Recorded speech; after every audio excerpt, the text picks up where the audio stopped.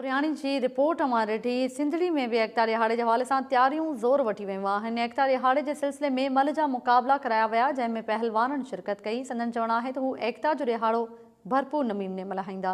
वधीक तफ़सील ॿुधारियो आहे असद शह। टाइम न्यूज़ ऐं पंहिंजी अख़बार के सरवाण अली काज़ी तरफा कराची सिंध है जो उनवान हेठ 6 दिसंबर ते जो सकाफ़ती ॾियारो ऐं एकता जो ॾियारो मल्हाइजी रहियो आहे।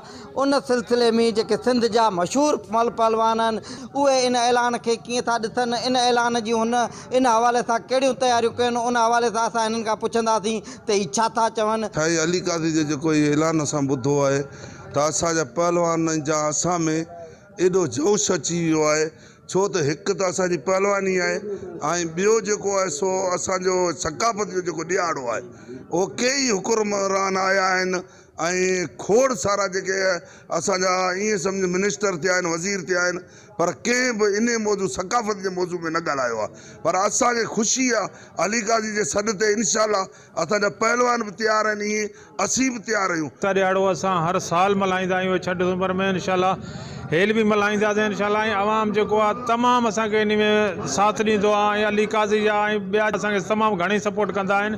इंशाअल्लाह मल्हाईंदासीं, असांजा पहलवान भी तैयार आहिनि। असांखे ख़ुशी थी है अली काज़ी जे ॾियारे सां असीं मल विढ़ंदासीं ऐं ही एकता ॾियारो है।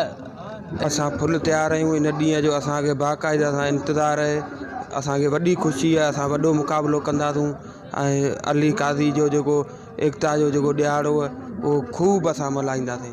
जज़्बे जनून सां असां मल्हायो वेंदो इहो ॾियारो। असांखे जो दावतूं जीअं मिलनि ॿियो असां वॾे शौक़ु जज़्बे ऐं जनून सां अलाह जे हुकुम सां असां जज़्बे जनून सां इहो मल्हायो वेंदो। जी साईं बिल्कुलु फुल रेट में फुल तैयारियूं आहिनि ऐं असांखे इन ॾींहं जो इंतज़ारु आहे। इंशाअल्लाह इन ॾींहं ते वॾा मुक़ाबला। 6 दिसंबर कराची सिंध है जे उनवान हेठ अली काज़ी जे तरफा जो सॾ ॾिनो वियो उन सिलसिले में सिंधड़ीअ जे दरगाह मोहम्मद शाह ते जिते पूरी सिंध जा मल पहलवान पहुता आहिनि उन्हनि जूं तव्हां ॻाल्हियूं ॿुधियूं। हुननि जेको आहे सो हिते सकाफ़ती रांदि मल जा मुक़ाबला करे ॾेखारिया। ज़रूरत हिन ॻाल्हि जी आहे त 6 दिसंबर जी तयारियुनि जे सिलसिले में जेके बि सकाफ़ती रांदियूं आहिनि उन्हनि खे हथी वठराई वञे। Asad Shah, time news, Sindhri.